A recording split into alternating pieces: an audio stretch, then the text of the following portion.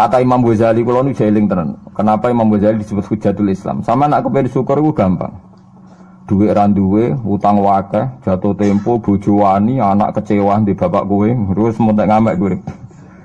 Niku jari Imam Ghazali kena sekarang ana nikmat moro kuburan. Moro kuburan terus kamu berkeyakinan bahwa semua yang sudah mati itu sangat-sangat berkeinginan hidup meskipun hanya 1 jam. Wong sak donya mulai Nabi Adam nganti saiki kabeh berharap dihidupkan lagi meskipun 1 jam karena ingin membenahi kalimat tauhid la ilaha illallah. Lah kowe iku jek urip. Lah kowe iku jek urip. Berarti wong sak miliar-miliar sing wis mati iku iri mek kowe mergo kok jek urip. Nah, berarti terus kowe syukur ya Allah apapun masalahnya di dunia saya ini hilang semua mergo kula jek urip. Kula baleni malih. Dengan demikian kowe muni alhamdulillah aku fasih. Piye wae kowe iku duwe nikmat rupa-rupane urip yang sangat diingini oleh Firaun sekalipun, oleh Namrud, oleh Qarun, orang-orang miliarder dulu, itu sangat berkeinginan sing jenenge urip. Lah kowe nyatane sakniki napa? Iki urip. Berarti ini luar biasa. Paham napa? Luar biasa. Ini tak warai ilmu tauhid itu. Terus nanti setiap saya ngaji setelah selesai sampean baca dijiwai. Sebab itu ketika orang kafir dimasukkan neraka itu sebenarnya Allah itu hanya bilang gini, wakilat usyrakaakum fada'auhum falam yastajibu lahum wa ra'awul adab. Tidak apa-apa kamu sekarang masuk neraka, kamu tidak menuhankan saya. Kamu minta tolong sama Tuhan kamu. Nah, ketika demikian kita pernah menuhankan yang paling ekstrim tentu menuhankan batu, menuhankan dewa-dewi, atau mungkin Tuhan di bawah itu ya kita menuhankan uang, menuhankan sebab, menuhankan jabatan macam-macam sehingga mengalahkan Tuhan sejati Allah. Terus mereka minta Tuhan-Tuhan itu supaya menolong. Awalnya walhasil akhir cerita itu wadalla anhum ma kanu yaftarun wadalla ankum ma kuntum tasubun wadalla anhum ma kanu yaftarun itu di Quran diulang-ulang dengan beberapa redaksi. Akhirnya hilang apa yang kalian kira ada. Oke, akhirnya hilang apa yang kira kalian ada. Misalnya kita mengatakan bahwa hidup itu harus makan, harus minum. Ternyata nanti di akhirat tanpa makan, tanpa mikun orang hidup. Makanya itu hebatnya ulama, hebatnya ahli sunnah, hebatnya nabi. Nabi itu orang mukmin itu dilatih. Kalau lesu ya makan, kalau ngantuk ya tidur. Tapi kita diajari ada makhluk hidup yaitu malaikat yang tidak makan, tidak tidur. Paling tidak meskipun kita itu kalau tidak makan lemes, kita tetap tidak mengatakan tanpa makan makhluk pasti mati. Karena kita berkeyakinan diberi akidah. Ada makhluk yang namanya malaikat, tidak makan, tidak minum tapi hidup. Sehingga meskipun kita mengalami kalau tidak makan itu mati, tapi tetap menyisakan satu keyakinan bahwa makan itu tidak syarat hidup. Buktinya malaikat nggak makan, hidup. Paling tidak dengan keyakinan itu kita tidak mendewa-dewakan harus makan. Itu cara-cara Nabi mengajarkan kita. Paham gitu. Terus ini saya ulang-ulang. Makanya disebut wadalla anhum. Apa yang mereka kira ada itu dari awal tidak ada. Ya, apa yang mereka dikira ada nanti di akhirat tidak ada. Lah sing ada itu tetap nopo alhamdulillah. Makanya ketika nanti orang masuk surga gitu, da'wahum fiha subhanakallahumma wa tahiyyatuhum fiha salam wa akhiru da'wahum alhamdulillahi rabbil alamin. Ini penting kula aturaken. Terus sakjane salah niku ora dikepenak. Itu sebabnya kenapa orang yang kafir mulai cilik sampai tua ketika meh mati kok nglafadzna la ilaha illallah, satu kalimat ini akan menghapuskan kekafiran di masa lalu. Kenapa kok bisa hapus? Karena kekafiran yang masa lalu itu omong kosong semua. Ini omong kosong semua. Barang itu kalau hakikatnya kosong, hilang karena ada bukti, memang tidak benar. Itu kan gampang untuk menghilang. Itu podo karo wong mending ini. 3 miliar ambek 3 miliar. Iku podo karo 5 rupiah. Bariku gremeng meneh. 1 triliun ambek 1 triliun podo karo 500 rupiah. Omongan gremeng itu kan ya wong edan ngoten mawon kan. Berarti sak urip-uripe muni Isa pangeran ya edan. Muni liyane pangeran itu kan omongan ra penting semua. Meskipun disebut tuh miliar triliun tapi kan cara guru biji busa kan gampang dobong ae wong ndak. Tapi malaikat bagian katabah, bagian nulis, itu rawani ngobong la ilaha illallah, ben kualat tapi pengirannya. Makanya saya pastikan sekali sampean nglafadz la ilaha illallah itu benar, malaikat sing sentimen mbek sampean pun tidak bisa bakar itu. Kualat den. Paham juga maksudnya? Paham ya? Jadi jelas guys ini kenapa kalimat itu begitu dikjaya. Paham ya? Begitu dikjaya. Lah soal kita ngalami di zaman akhir. Orang lafadzkan kalimat itu dianggap bid'ah terus tukaran. Ya kita semua ngalim bingung kalimat itu salah apa dianggap napa bid'ah. Wong kalimat disifati thayyibah sing lafadzno dihukumi nglakoni bid'ah. Lah sing diarani bid'ah ya ora trimo pisan, malah gawe hadis palsu. Fadilail wiridani malah palsu hadis. Sajane cara padha warase ngoten ora perlu debat bulet ngoten. Padha warase larnya kono nganggo kapasitas ulama, kita pakai kapasitas apa? Ulama, terus kita diskusi baik-baik. Di kula baleni malih nggih, kenapa kalimat thayyibah disebut kalimat baqiyah? Dalam istilah Quran wal baqiyatus sholihat. Baqiyah itu sesuatu sing abadi. As-sholihat itu sing layak, sing apik, sing selalu duwe eksistensi. Soleh maknane layak. Layak iku mergo wujud. Ya kula baleni malih tak wari filsafat ilmu hakikat. Sing darani layak iku sitok mergo wujud.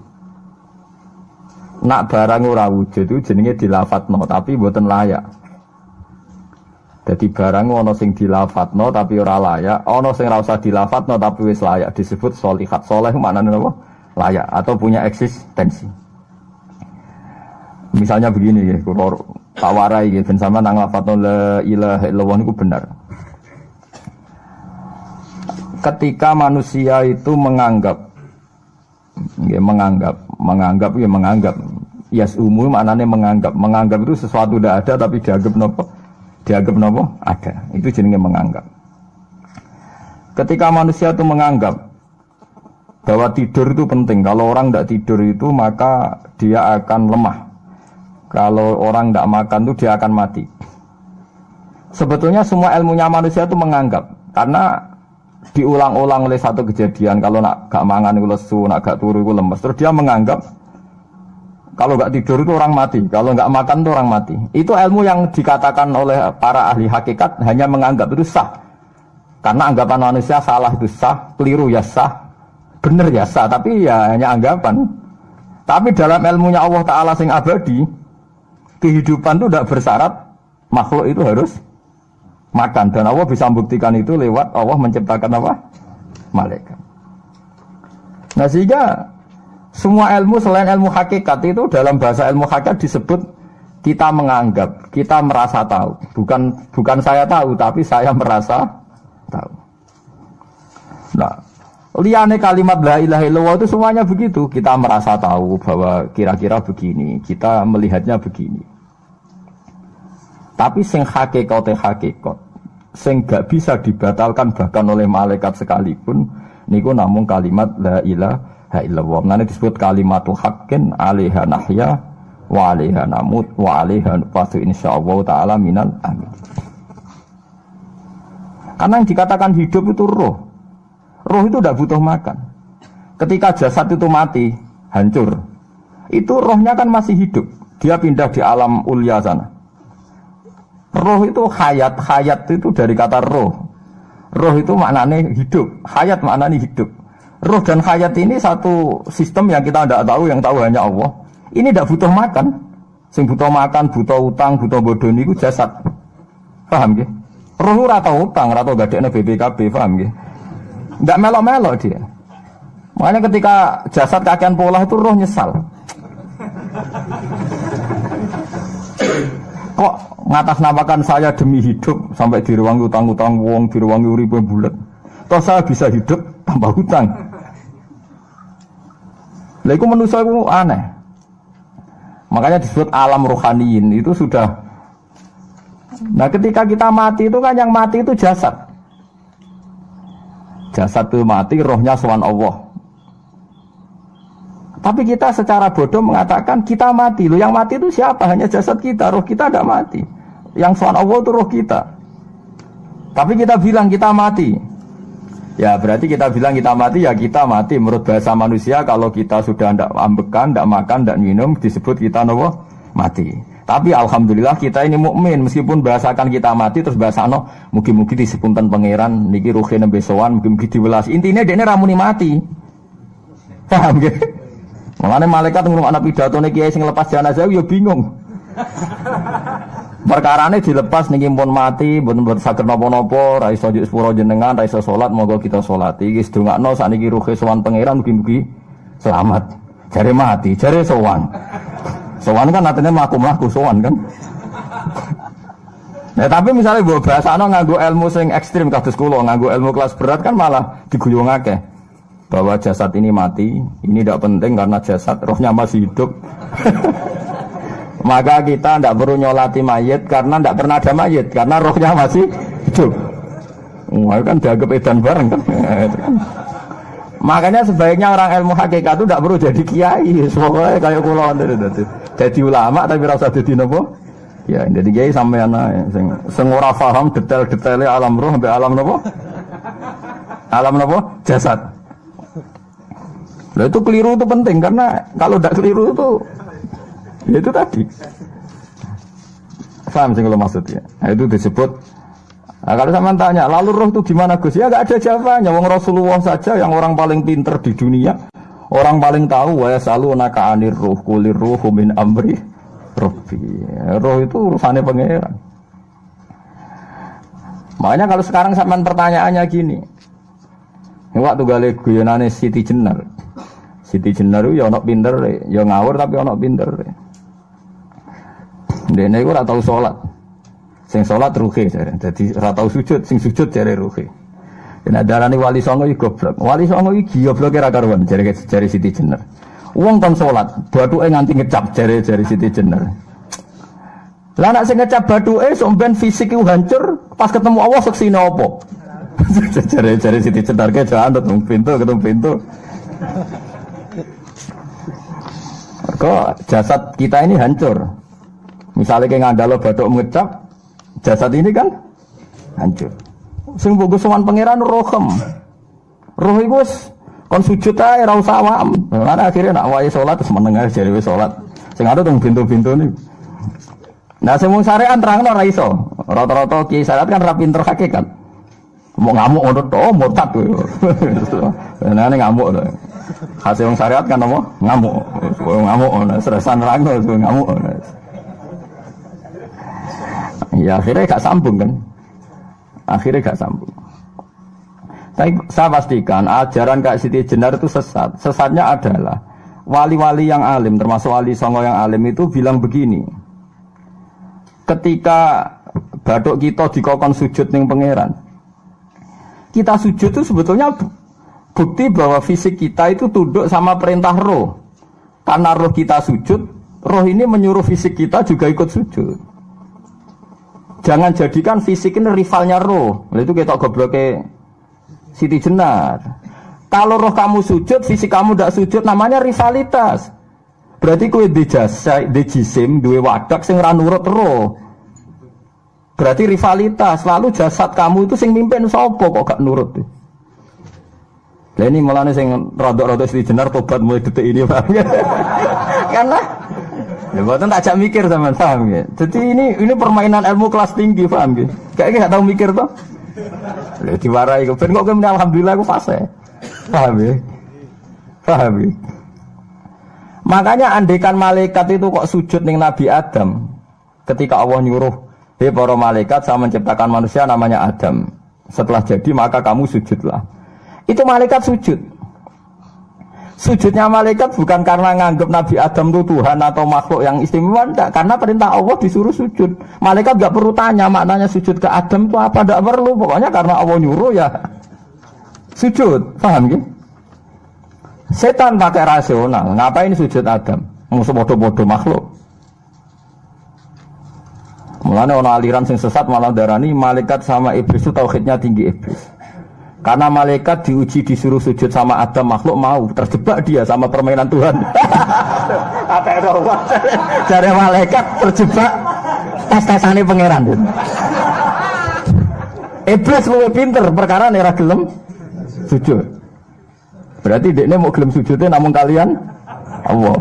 Lha kok wong sesat kok. Wong kok nganggur nganti ngono maksudnya mikire iso ngono. Mulane sing do diutang dosa luwih apik timbang sing dipikiran ngene iki, paham ya? Paham ya?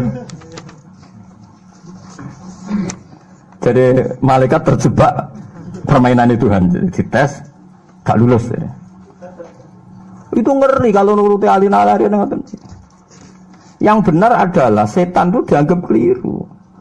Karena dia tidak punya otoritas pikiran. Dia ini ora wujud. Hakikatnya setan malaikat gak wujud. Wujudnya diwujudno Allah. Nah wujudnya diwujudno Allah. Apa wae sing dadi dawuh Allah kudu sami'na wa ata'na. Karena dia tidak bisa menjadi rival Tuhan. Makanya kalau kita diperintah Allah langsung lakoni, gak usah gawe rivalitas. Mulai paribasane ke kon mangan wis sareng nek Allah ngutus mangan wis mangan ae. Nang kok wargen wis Gusti pokoke mangan. Nek ora mangan ya ora mangan, pokoke kon nurut.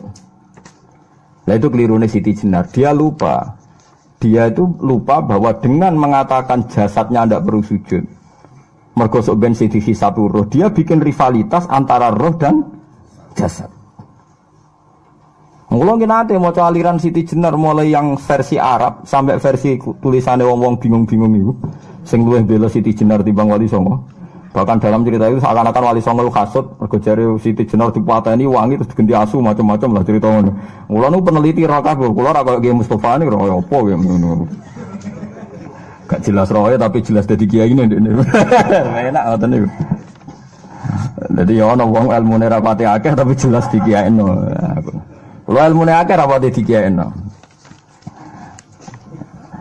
Jadi kekeliruan-kekeliruan ini mergo ngoten niku nggih. Memang ilmu hakikat itu jelimet.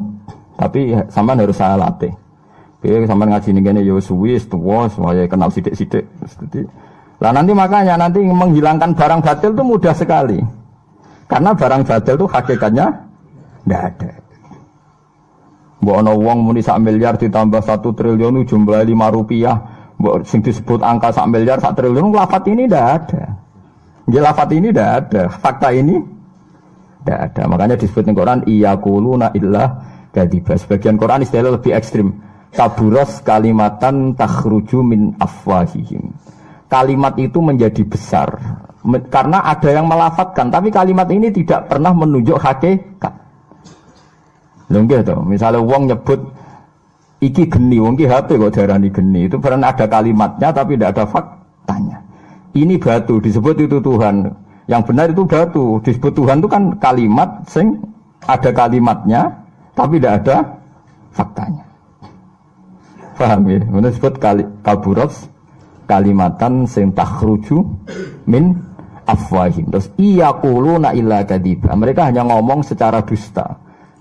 Sebetulnya kalau barang hakikat itu tidak usah diomongkan. Itu tadi kalimatu haqqin 'alaiha nahya wa 'alaiha namut wa 'alaiha nufasu insyaallah taala minal amin. Tapi kalau kalimatul batil kalau enggak diomongkan enggak ada yang ngomong. Karena harus diomongkan. Itu pun enggak menunjuk apa? Enggak menunjuk apa? Hakikat. Lah semua manusia itu ngomongnya itu rodok-rodok ala zamihim sesuai klaimnya. Mulane omongane sampean bingung nama malaikat. Saya jamin, muga sampean kenal malaikat kados kula niku malaikat sambat tenan mbek omongane sampean. Kok ndak gimana coba? Kita bilang saya ini kaya, baru punya uang banyak kaya. Malaikat sing nyekseni kekayaane Allah janggal kere kok muni sugih.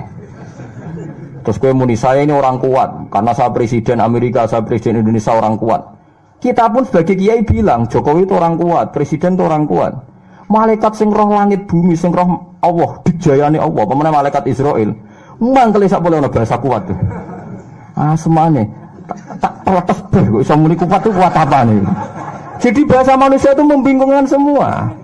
Coba Anda jadi malaikat Israel, terus ana wong peteta-petete muni kuat. Kuat temuning di tak pites setiap saat itu. Jadi bahasa manusia itu membingungkan semua. Makanya malaikat itu kuat yang uang ngomong gak jelas. Nah, makanya mereka nggak dianggap temannya malaikat. Karena tidak wali, dia tidak tahu ilmunya malaikat. Lah wali itu tidak pernah terjebak omongan itu. Disebut ala inna auliya Allahi la khaufun alaihim. Walaupun sampai disebut nanti di antara khasih wali itu kalau meninggal tatanazzalu alaihimul malaikatu alla takhafu wa la tahzanu wa absyiru bil jannati allati kuntum Terus malaikat-malaikat yang di langit semuanya bilang pada wali ini, nahnu auliyaukum fil hayatid dunya wa fil akhirah. Saya ini mitra kamu, saya ini teman kamu, baik zaman kamu di dunia maupun di akhirat. Karena bahasanya wali dengan bahasa malaikat itu sama. Enggak pernah merasa kuat, enggak pernah merasa hebat, karena malaikat itu tahu yang hebat itu Allah, tahu betul dia. Apalagi temannya Israel tahu betul. Paham ya? Olah wali yang ngono bahasa disiga sambung. Disebut nahnu aulika, agak tahu tuh paham Quran kados kula. Lah mulane ngaji, wis kerepean lah pokoknya paham. Lah bahasa manusia enggak wali itu bingungkan malaikat karena tadi kita bilang presiden itu orang kuat. Ini orang kuat. Padahal malaikat yang bagian mitosnya Allah ini janggal, kuatnya nang ndi. Apalagi malaikat yang nyekseni alam malakut, alam ning langit. Nek sampean saiki wis sinau planet mawon lah. Planet Mars itu kayak gini, Platurus gini. Delok bumi planet paling kecil. Wong bumi planet paling kecil kok penduduknya paling kuat tuh piye kamu sih? Paham ya? Wes bumi paling kecil digoni wong miliatan. Terus untuk mau sepiro? Mau untuk kok terus kuat itu kuatnya nanti. Berarti sampean membahasakan orang kuat harus gak sido bener.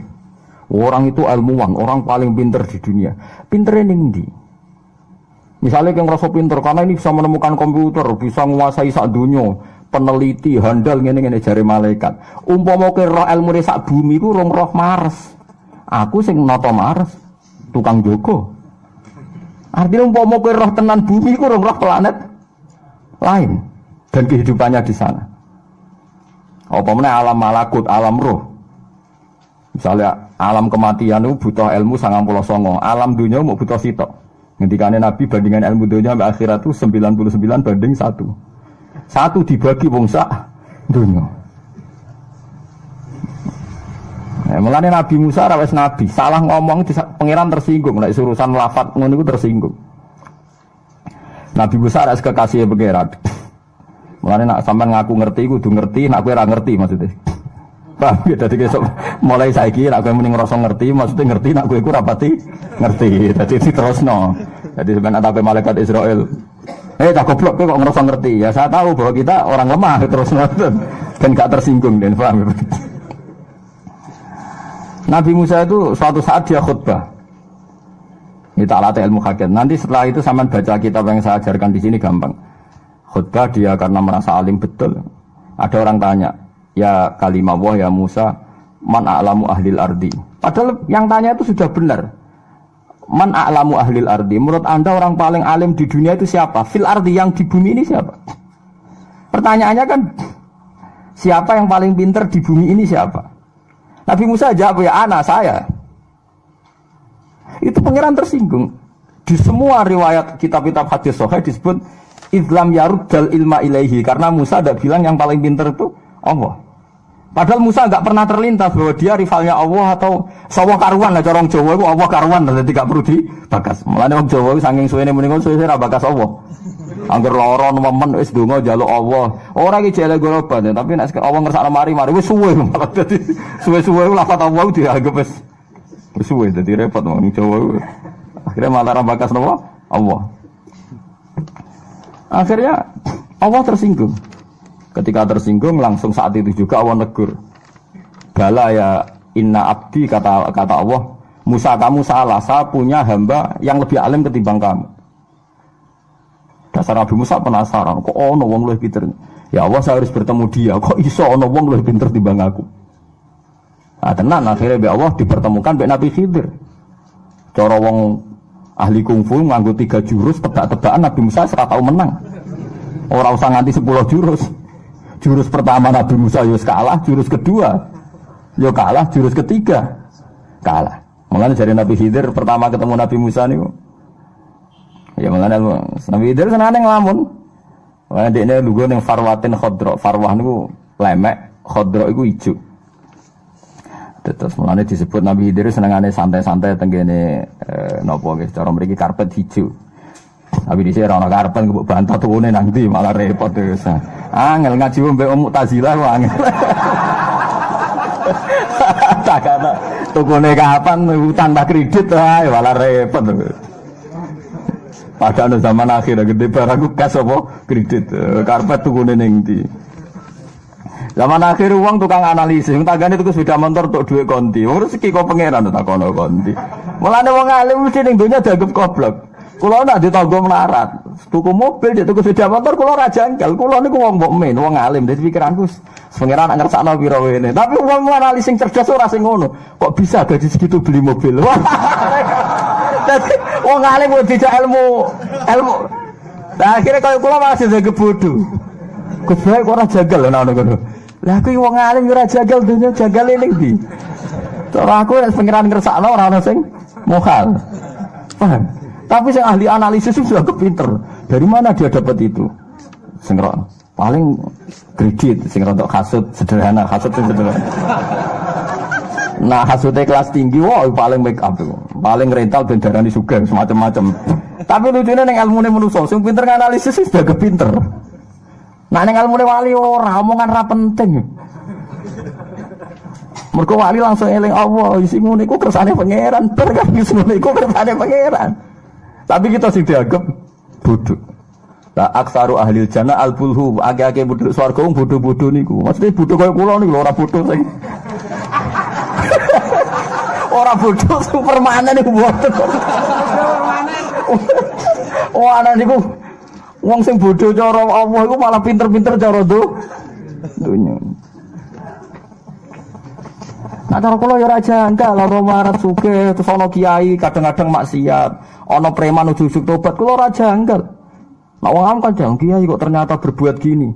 Ana wong preman kena kula ora janggal. Innal huda wah ya wis ngono kan gampang. Pancen lagi entuk daya. Nah ana kiai kok kepleset maksiat ya nek cara kula ya model bodoh. Ya pancen ora nabi, ora maksum wis ben salah.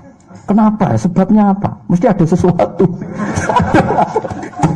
Wali dijak ngomong pintu ini kan ra iso. Akhirnya kita dianggap bodoh. Maksudnya aksaru ahli jannah al-bulhu. Akeh-akeh bodoh sarko bodoh ini ki ora bodoh permanen iku wae lagi. Lho sampean tak terangno kita ora ikhlas.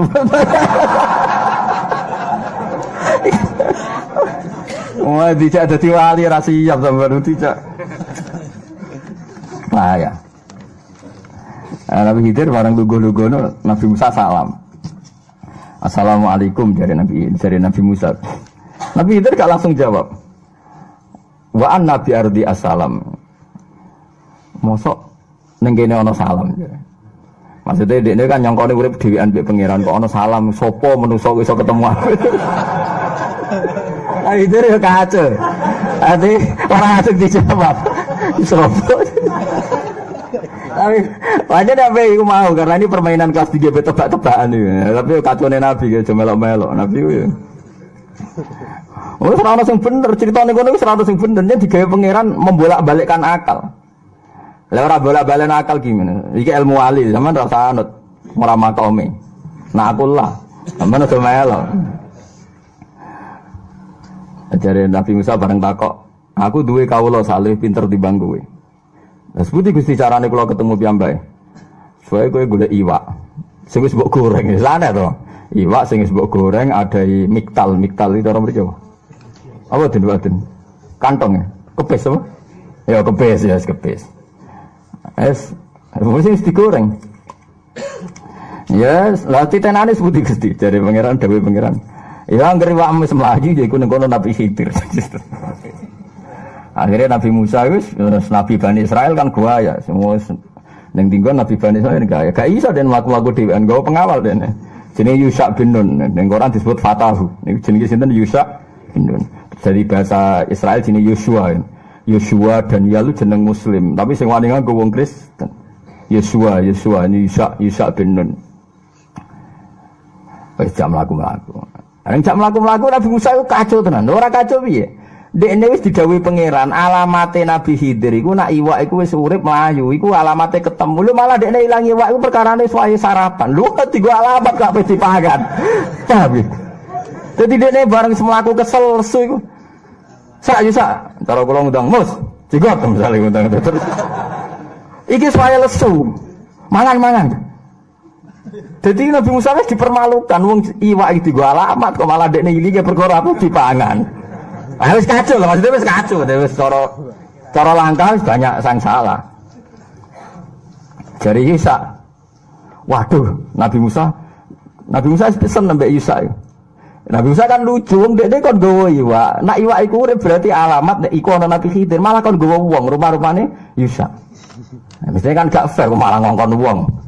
Untung pangeran Nabi ora ngendikan ngoten cara kula malah ngongkon wong. Tenan, akhirnya Yusa cerita, waduh Nabi Musa lali kula. Pas nang desa mriku, kawasan mriku wau. Iwake pun muncul. Terus Nabi Musa, lho kok ora ngomong. Ya Nabi Musa yo salah iku ndek sing dialamati malah kon gowo. Akhire yo pas ana kejadian gak roh to. Terus jare dzali kama kunna nabki. Ya iku sing tak goleki momen iwak mlayu iku malah kowe lali. Jare Yusa, kowe ora gelem bodhe kok aku lali.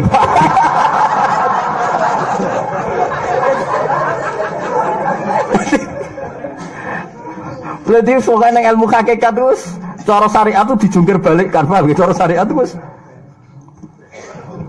Nah, akhirnya balik nah deh. Fartadda ala asa rihima. Mana nih balik nah? Bareng balik, iwai silang.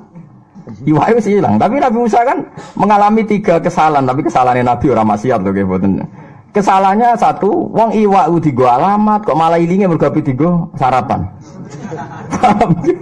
Wong dene iku dikai alamat malah kon gowo wong. Jadi ada banyak kekacauan. Ane bar ketemu Nabi Khidir, ya Nabi Khidir ngendikano assalamualaikum dan ini gak gangi jawab. Tenane jare Nabi Khidir cara Jawa tenane. Terus ana Musa jare. Aku iku Musa. Nabi Khidir takoke ini hadis sahih. Musa Bani Israel. Jadi antar Nabi terkenal meskipun tidak pernah ketemu itu populer karena sama-sama di alam langit itu orang-orang populer. Tidak seperti sampean itu gak ada datanya di itu kalau Nabi Khidir tahu, maksudnya daftar wali sekarang siapa, orangnya siapa tuh tahu dia. Tapi kalau orang-orang tidak penting tidak tahu dia, karena ya nggak masuk apa. Iya, orang muktamar ada ID. Kalau masuk. Oh kok sampean barang ketemu Nabi Khidir tak kok, man anta itu ruwet lah, iki sopo, ono wong koyo kowe ngono tak kok.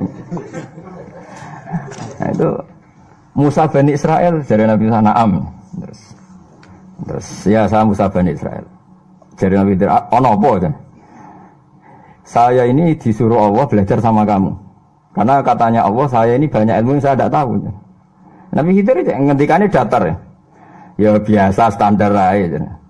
Kue de ilmu sing aku ra roh, aku de ilmu sing kowe ra roh. Jadi Allah mengajari ilmu yang pada kamu yang saya tidak bisa, mengajari saya ilmu yang kamu tidak bisa. Nabi Musa wong Israel, ya ora sing kowe iso kudu aku iso. Sing gak trimo. Sing aku ra iso sangka kowe kudu aku iso. Maksudnya kowe ra iso ilmuku lah, sing penting aku iso ilmumu. Wah tetep mau kalah deh. Nabi itu jaga sok, ora level lem. Paling gue berontak tok aja. Paling gue berontak tok. Jadi fa'inat taba'tani falatas alni ansein. Pokoknya aturan pertama, setiap saya mengutarakan satu ilmu kira oleh takok. Nah, misalnya semuanya oke, nggak usah tanya saya. Benar bareng ketemu di pulau-pulau kecil gitu, karena pertemuannya di laut. Pokoknya ada pulau-pulau kecil yang antar pulau itu kalau penyeberangan harus pakai apa? Perahu. Ketika Nabi Khidir ngomongnya piye ora jelas, Nabi Musa dirapati paham, pakai omong-omongan ambek sing tukang napa rental perahu niku. Saya gak usume napa rental. Yang jelas disewakan memang pakai ujrah. Jadi wong komersial wis kunane kuno. Lah sing rental mobil wis monggo mawon riyen-riyene iku wis wong iku anak gratis wabot nang gampang wis kunane kuno niku. Diomongi terus suwe Nabi Khidir dimanggakno monggo. Sampeyan saya antar ke pulau itu ndak usah bayar. Itu Nabi Musa terakhir pokoknya krungu enggak apa-apa sampean saya antar enggak usah bayar. Iku cek eling ya kata enggak usah bayar kuwi eling. Bangsa gratis wilingan panjen mare itu. Bareng di tengah pulau itu, di tengah laut itu. Nabi Khidir ngambil salah satu lauh. Lauh itu blabak. Blabak dicoplok, judar. Oh, Nabi Musa protes. Nabi Musa protes. Apa kan pertama ketemu kan hatta idza raqiba fis safinati kharaqaha qala akhraqtaha litukhriqa ala. Khidir karepmu piye? Perahu kok mbok jebrol kok ngisor, endi jebrol ngisor. Engko kira tenggelam. Pertanyaan Musa itu aneh dalam dunia hakikat. Bagaimana mungkin tenggelam dikaitkan mbek perahu jebrol? Al-amru biyadillah, ora ono kaitane bae jebrol mbek tenggelam. Itu bahasa yang aneh di alam ilmu hakikat. Oh Nabi Khidir melaku ning laut ya biasa tanpa perahu. Nah, aneh cara Nabi Khidir. Aneh bahasa ini aneh. Mulane cara Mustafa matur pangeran Gusti kula ora betah melarat. Kula ora betah ra duwe dhuwit. Malaikat itu aneh. Orang enggak punya duit kok gak siap kok gak kuat. Aku biasa dari malaikat. Itu sebabnya doa-doa orang nggak punya uang dibiarin sama malaikat.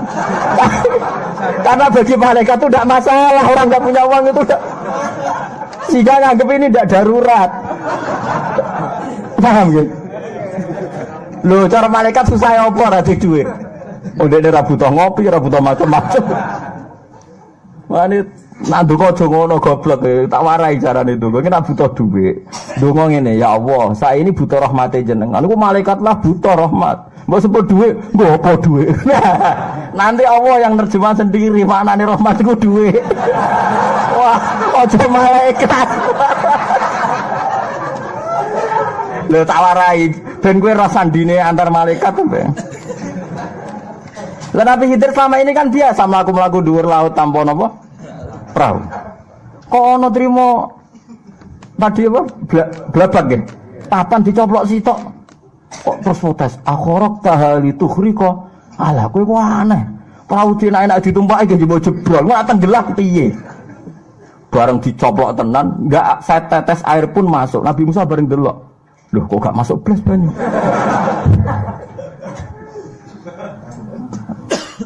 Bareng Nabi Musa pas janggal ana manuk emprit, manuk cilik lah pokoke. Ke Indonesia ana manane emprit, padahal ning Arab ana emprit ora ya ora roh. Pokoke akhir manuk cilik jare napa? Emprit. Sing roh sapa?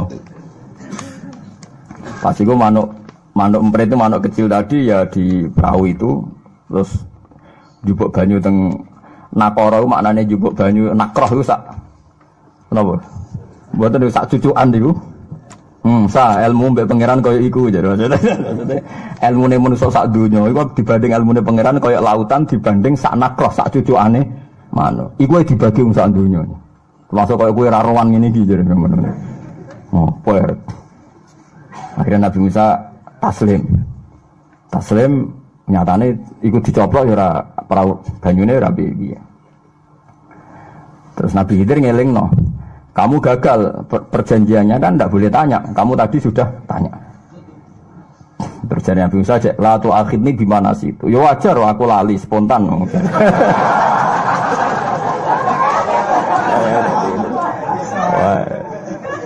Akhirnya karena Nabi Khidir ya masuk akal kan, wong spontan kan sudah diwatai Musa kan temperamental ya dimaklumi. Ya sudah nanti kalau ada gitu lagi jangan tanya. Ya sampai ada 3 kejadian di mana lala Nabi Musa itu tanya terus. Nah ini kira-kira gambarannya seperti itu. Orang di ranah ilmu hakikat itu dengan bahasa manusia itu nekab. Mungkin bahasanya sampai itu natnun. Kalau dalam bahasa hakikat bahasa itu menjijikkan. Muntin itu bau sekali. Bagaimana bahasa kita ini tidak bau karena kita melafadzkan lafadz yang salah. Kita bilang presiden itu kuat, itu orang kuat, orang hebat. Bagaimana mungkin bagi orang hakikat yang hidup di depan Allah dan merasa semuanya di depan Allah, semua kendali Allah, terus ada selain Allah dikatakan hebat, kuat. Sehingga mereka itu ya bingung, roh bahasanya manusia itu bingung. Mulanya saat ini nak sampean terpaksa muni presiden itu orang kuat, terpaksa itu orang hebat, ya hebat orang manusia, tidak sepiro, terus aneh yang hati, tinggal nata kali kan. Maksud kamu apa? Kok bilang presiden itu hebat? Maksudnya gini loh, cara manusia. Lihat cara manusia itu salah, sebenarnya cara Allah. Keceplosan malaikat tuh kan terangkat jadi nanti daripada kok dimaki-maki malaikat. Nah di sini ini pentingnya ngaji Quran. Quran mengingatkan manusia itu bahasanya bahasa zakmiyah, dikira, kita kira. Selain menyangkut la ilaha illallah, ilmu manusia itu dikira. Kalau hakikatnya hakikat ya tadi la khalqus samawati wal ardi akbaru min khalqin nas. Makanya disebut Allahu Akbar. Makanya kita sholat, setiap sholat kita mengkafaroi semua kesalahan bahasa kita. Salah ora kudu zina, ora kudu maling. Salah bahasa itu dieling-eling mbek pengen darani presiden orang kuat. Lah mulane termasuk sholat itu ngafaroi kesalahan ini. Terus kita bilang kalau sholat Allahu Akbar. Setiap takbir intikal ya kita bilang Allahu Akbar. Paham ya? Jadi tanda anil fahsya wal mungkar, barang yang menjijikkan, termasuk fahsya itu termasuk omongan-omongan memuji makhluk yang berlebih. Napa berlebih? Dulu Namrud itu dikatakan orang kuat karena dia raja diraja Namrud itu. Sampai Ibrahim itu ngelawan Namrud itu putus asa, saking kuatnya Namrud. Dan orang bilang Namrud itu orang kuat. Tapi neng langit itu janggal, Namrud kok kuat-kuatnya neng di. Akhirnya Allah nggak pertunjukan nih. Matine Namrud itu dileboni nyamuk. Sing sayape ilang sitok, orang nyamuk utuh. Jadi irunge dileboni nyamuk, sing sayape mau karek sitok. Mlebu ning irome Namrud terbesemanyam ning gone uteke Namrud. Terus bertelur ning kono dadi kuman mati. Mergo Allah iku tersinggung mosok trimo Namrud dipateni Jibril. Kok pamane kuat musuh kuat. Jadi go nglecehno Namrud apa ora ngutus Jibril, ora ngutus Israil, mau ngutus nyamuk. Coba sekarang, apa hebatnya presiden, hebatnya manusia yang katanya profesor, katanya doktor, katanya wong alim, katanya kiai. Mati trimo kena TBC. Cokot nyamuk, dicokot ulo sing gak berakal jari ini. Betapa hinanya kita, berapa lamanya kita ini mati oleh makhluk yang katanya tidak punya akal. Nanti kita dipateni Israel itu keren, karena dia kuat sekali, sehingga kita tidak bisa melawan. Nanti kita jupuk Israel, mus alhamdulillah, sing jupuk aku kok malaikat keren, kuat. Mergo pengiran aku ben ngelecehno manusa sing jupuk ora kon Israel, ngongkon napa? Nyamuk kaya kasusnya Namrud niku. Artinya ketika Namrud dibahasakan orang kuat, malaikat semua janggal kan? Karena ternyata Namrud bisa dikalahkan oleh nyamuk. Nah itulah bahasa-bahasa manusia sing gak sambung ambek bahasa alam nopo malah malakut. Nah tapi karena kita ini manusia, itu salah-salah ngono iki muga-muga disepuro pangeran. Nggih la tu akhidna inna sina napa awahtona.